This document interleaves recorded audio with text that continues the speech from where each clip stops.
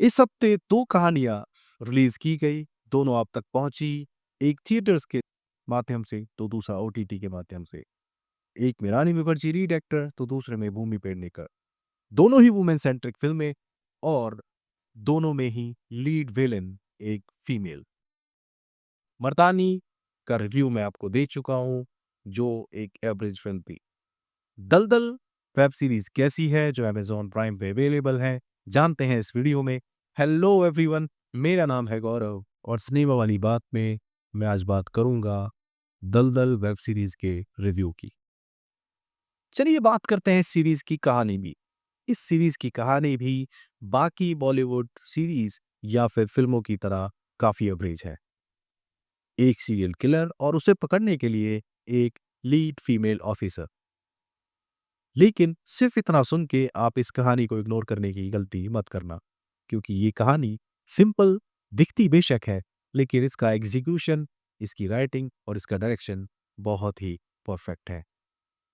दलदल एक ऐसी सीरीज है जो चिल्लाती नहीं है, बल्कि धीरे धीरे आपका गला पकड़ लेती है।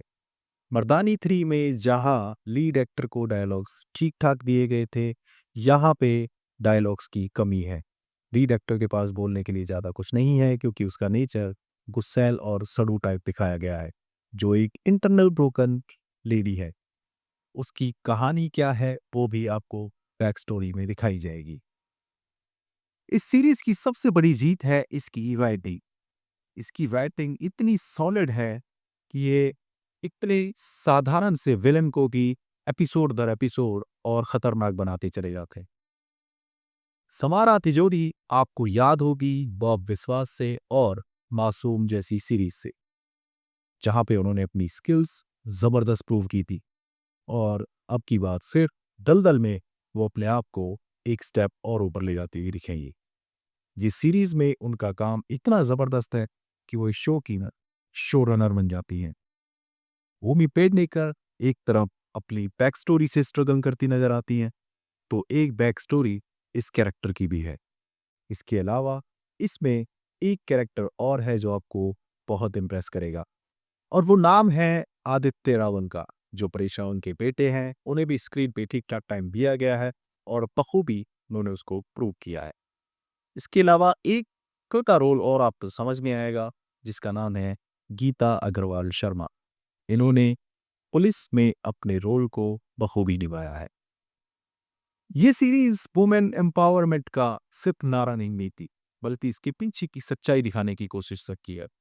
हालांकि मेरा मानना ये है कि जितना फिल्मों में और सीरीज में दिखाया जाता है, इतना नेगेटिव वुमेन्स के साथ नहीं दिखता।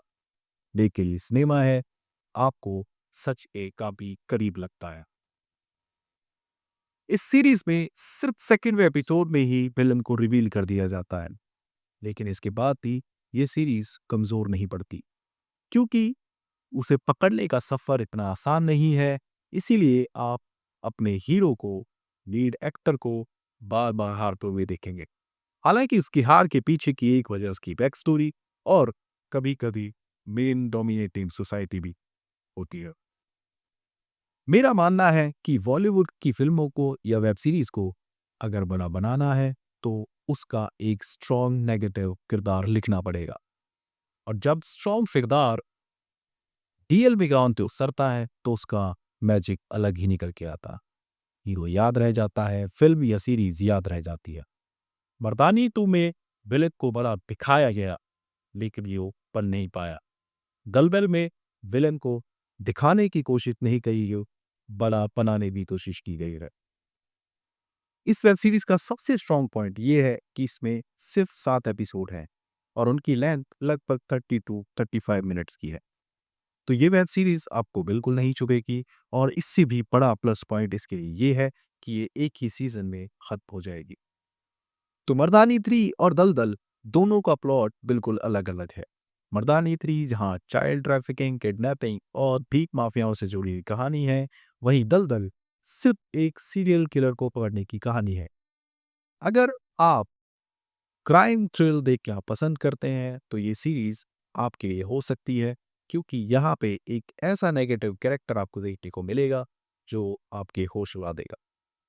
तो मर्दानी 3 आपको एवरेज लग सकती है, लेकिन दलदल एक वर्थ वॉच एक्सपीरियंस है। अगर ये वीडियो आपको अच्छी लगी तो लाइक, शेयर या सब्सक्राइब ज़रूर करें। मिलते हैं नेक्स्ट वीडियो में, तब तक आप देखते रहिए सिनेमा वाली बात with Gaurav Panchal. Take care.